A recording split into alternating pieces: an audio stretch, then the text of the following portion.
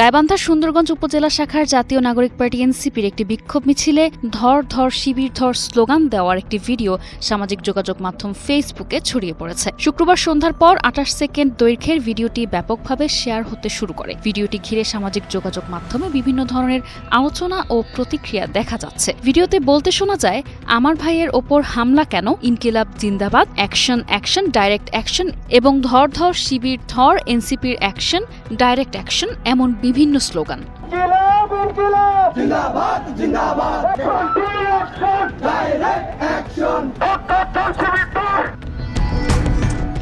নগদ নিয়ে এলো হার না মানা হার অফার।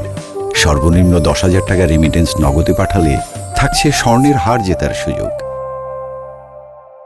এ বিষয়ে শনিবার সকালে এনসিপির সুন্দরগঞ্জ পৌর শাখার আহ্বায়ক আরিফুল ইসলাম দেশের জাতীয় একটি দৈনিককে জানান, বিক্ষোভ মিছিলে শিবিরধর স্লোগান দেয়া ব্যক্তি দলের কোনো নেতা কর্মী নন। এই ঘটনায় দলের অবস্থান স্পষ্ট করতে এনসিপির সুন্দরগঞ্জ উপজেলা শাখার ফেসবুক পেজে একটি বিবৃতিও প্রকাশ করা হয়েছে। জানা যায়, হবিগঞ্জে এনসিপির পদযাত্রা কর্মসূচিতে দলের কেন্দ্রীয় নেতাদের গাড়ি বহরে হামলার প্রতিবাদে গত বুধবার সন্ধ্যায় সুন্দরগঞ্জ উপজেলা ও পৌর শাখার উদ্যোগে ওই বিক্ষোভ মিছিল অনুষ্ঠিত হয়। এদিকে এনসিপির সুন্দরগঞ্জ উপজেলা শাখার ফেসবুক পেজে প্রকাশিত বিবৃতিতে বলা হয়, মিছিল চলাকালে দায়িত্বপ্রাপ্ত স্লোগানদাতা সাময়িকভাবে থেমে গেলে একজন মানসিক ভারসাম্যহীন ব্যক্তি হঠাৎ হ্যান্ড মাইক নিয়ে বাংলাদেশ ইসলামী ছাত্র শিবিরকে লক্ষ্য করে উস্কানিমূলক স্লোগান দেন। বিষয়টি নজরে আসার সঙ্গে সঙ্গে উপস্থিত নেতাকর্মীরা তার কাছ থেকে হ্যান্ড মাইকটি নিয়ে পরিস্থিতি নিয়ন্ত্রণে আনেন। বিবৃতিতে আরও দাবি করা হয়, ওই স্লোগান এনসিপির সাংগঠনিক সিদ্ধান্ত, নীতি বা অবস্থানের প্রতিফলন নয়। ঘটনার জন্য দলটি দুঃখ প্রকাশ করে সংশ্লিষ্ট সবার কাছে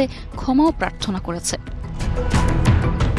এ ঘটনায় ভিডিওটি সামাজিক যোগাযোগ মাধ্যমে ছড়িয়ে পড়ার পর বিষয়টি নিয়ে ব্যাপক আলোচনা শুরু হয়েছে। তবে বিতর্কিত স্লোগানকে দলীয় অবস্থান নয় বলে দাবি করে এনসিপির স্থানীয় নেতারা ঘটনার ব্যাখ্যা দিয়েছেন এবং ভবিষ্যতে এ ধরনের অনাকাঙ্ক্ষিত ঘটনা এড়াতে প্রয়োজনীয় সতর্কতা অবলম্বনের কথাও জানিয়েছেন। নিশা আলম, ২১ টেলিভিশন।